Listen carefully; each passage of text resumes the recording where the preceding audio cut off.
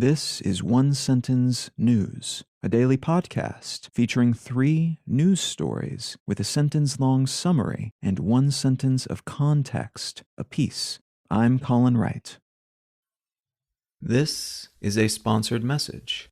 Recently, I started using Anchor as my podcast host. Anchor offers benefits that most other hosts do not. It's free to use, but it also has a collection of tools that allow you to create a podcast completely within the Anchor website or smartphone app. They distribute your show to Apple Podcasts, Spotify, and all the other distribution channels without any additional effort on your part. And you can make money from your podcast without any minimum audience size. So you can use it as a more traditional podcast host like I do, but it's also got everything you need to start a podcast from scratch in one place. If you're keen to give it a shot, download the free Anchor app or go to anchor.fm to get started.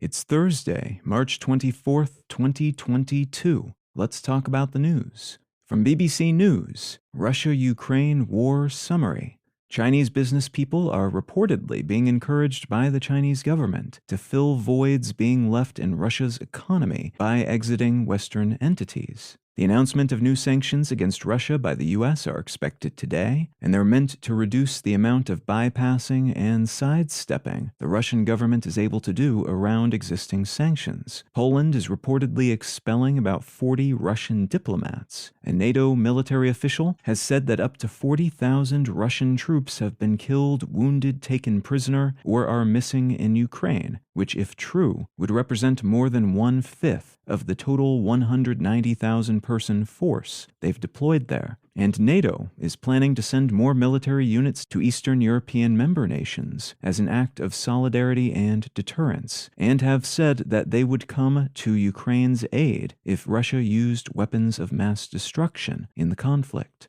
Peace talks seem to have mostly stalled at this point, as has Russia's progress in taking more territory. But many Ukrainian cities remain under heavy bombardment, and citizens continue to flee to safer parts of the country, further from the fighting, and across borders into neighboring countries.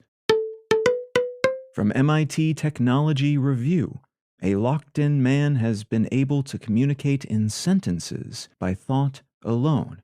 For the first time, a man who is completely paralyzed and unable to move while remaining fully conscious and cognitively aware has been able to communicate in complete sentences by using a brain-computer interface device that records the electrical signals in his head and converts them into commands that control a device that allows him to sequentially select letters, which he can string into words and sentences. The man using this device was originally using an eye-tracking interface to answer yes or no questions and choose letters from a grid, but he eventually lost control over his eye movement.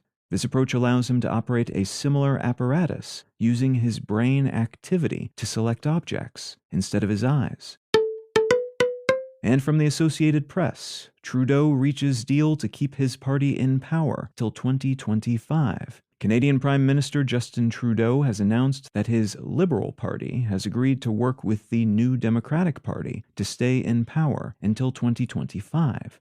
The Liberal Party won their re-election back in September, but didn't achieve a majority of seats in Parliament, which left them reliant on cooperation from their opposition if they wanted to pass legislation. This deal should help the Liberal Party and Trudeau get more of their agenda passed, and they reportedly agreed to integrate some of the New Democratic Party's policies, especially on pharmaceutical and dental care plans, in exchange for their support. If you're finding some value in One Sentence News, consider leaving a quick review wherever you get your podcasts and/or sharing the show with a friend. You can find out more about this show or subscribe to the email version at onesentencenews.com, and you can support this and other related projects like the Let's Know Things and Brain Lenses podcasts at understandery.com.